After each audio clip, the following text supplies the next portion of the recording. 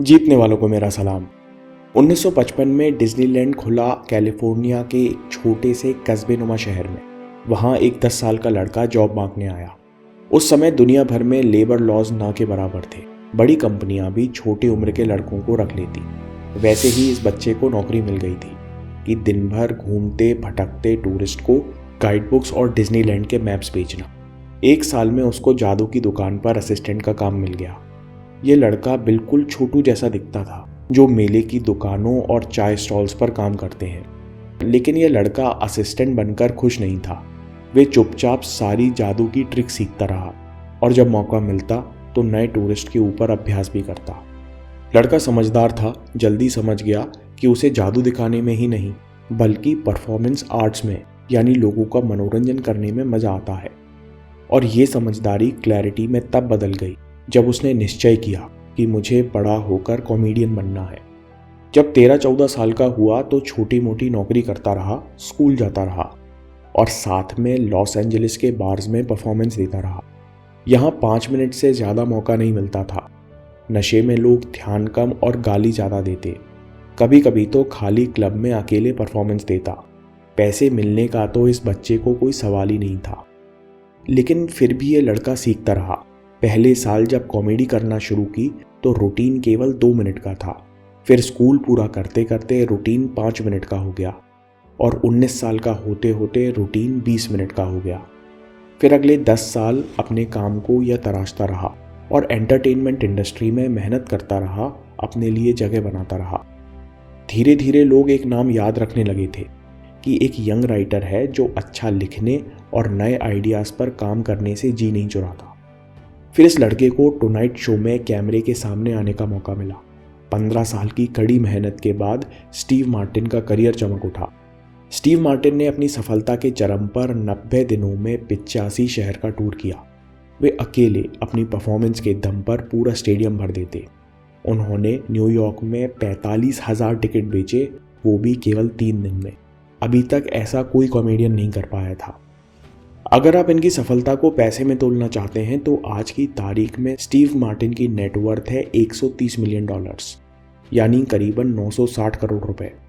खैर, उनके जीवन की यात्रा और किताब कि एक लड़का जिसका कोई सपोर्ट गॉडफादर नहीं, उसने मेहनत के दम पर कैसे हॉलीवुड में अपनी जगह बनाई, अपने आप में मिसाल है, बेमिसाल है। वे कहते हैं कि मैंने अपनी प्रोफेशनल ज़िंदगी के पहले 10 साल सीखने में लगाए, अगले 4 साल चमकाने में और 4 साल में सफलता मिली। स्टीव मार्टिन शीलता में, विनम्रता में अपने 11 साल से 19 साल की मेहनत नहीं गिनते। बिना किसी रिवॉर्ड पारितोष के मेहनत तो उन्होंने 20 साल की थी। और यहीं से अगला सवाल पैदा होता है कि वे इतने सालों तक अपने हुनर पर कैसे टिके रहे। नहीं तो हम में से अच्छे अच्छे साहसी कुछ सालों में पहले थक जाते हैं, फिर इंटरेस्ट छूट जाता है और आखिर में उम्मीद न दिखने पर हम दिशा बदलने को मजबूर हो जाते हैं। तो इस सवाल को बदलकर हम पूछ सकते हैं कि हम ऐसा क्या कर सकते हैं कि जो काम या मेहनत हमें बोर करने और थकाने लगती है, उसमें लंबे समय तक मज़ा कैसे बनाए रखा जाए। इसका सबसे प्रैक्टिकल जवाब है गोल्डीलॉक्स प्रिंसिपल। आपका दिमाग जितना कठिन काम से विचलित होता है, उतना ही जल्दी आसान काम से भी ऊब जाता है। मतलब हमारे दिमाग के लिए कठिन और आसान काम दोनों परेशान करते हैं। आप किसी भी चीज़ पर तभी लंबे समय तक काम कर सकते हो जब आपको काम करने की, बिजनेस करने की या पढ़ने की हरकत में मज़ा आए। किसी एग्ज़ाम की तैयारी दूसरी या तीसरी बार करना ज़्यादा कठिन है, क्योंकि जो मज़ा एक बार नई चीज़ सीखने में आया था, अब वो दोबारा नहीं रहा। अब वो सस्पेंस नहीं रहा। आपको 80% जानकारी तो है ही, लेकिन अब वही चैप्टर दोबारा पढ़ने पर दिमाग पहले की तरह स्टिमुलेट नहीं होता। इसलिए छुपी हुई नई चीज़ और छूटे हुए कंसेप्ट नहीं सीख पाता। हमारा दिमाग तब सबसे ज़्यादा स्टिमुलेट होता है, मतलब कंसंट्रेट करने में इंटरेस्टेड होता है, जब उसे टक्कर का चैलेंज मिलता है। बस इतना कठिन कि आपको लगना चाहिए कि किया जा सकता है। ऐसा करने पर दिमाग उस चैलेंज का समाधान करने में, सॉल्व करने में लग जाता है।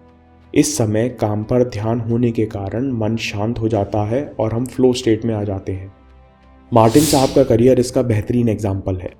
वे लगातार अपने रूटीन पर काम करते रहे, अपने काम को हर दिन गेम बनाकर उसे बेहतर और हर साल 2-3 मिनट लंबा करते रहे। ऐसा करने के लिए उन्होंने कितनी सारी स्किल्स बीच में सीखी होंगी, कितने सारे जोक्स लिखे होंगे, कितनी बार रिहर्सल किया होगा। वे ये सब बार बार इसलिए कर पाए क्योंकि वे हर बार थोड़ा और बेहतर का गेम खेलना चाहते थे।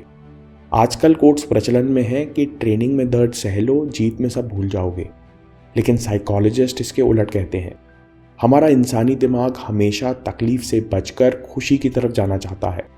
इसलिए अगर प्रैक्टिस या ट्रेनिंग आपको स्ट्रगल लगती है तो फ्लो स्टेट तो दूर की बात है, दिमाग कुछ ना कुछ दिक्कत पैदा करके आपको ट्रेनिंग रिपीट भी नहीं करने देगा।